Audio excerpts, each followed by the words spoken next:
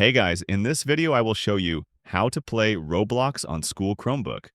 Alright, so let's begin with the video. To get started, there's a website you can use. Open a new internet browser and in the address bar at the top, type sybau.al.crb.ru and hit enter. This will take you to a website called Doggy and Blocker.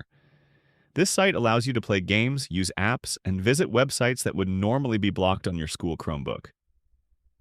Once you're on the site, look toward the top right-hand corner and click on the Games section.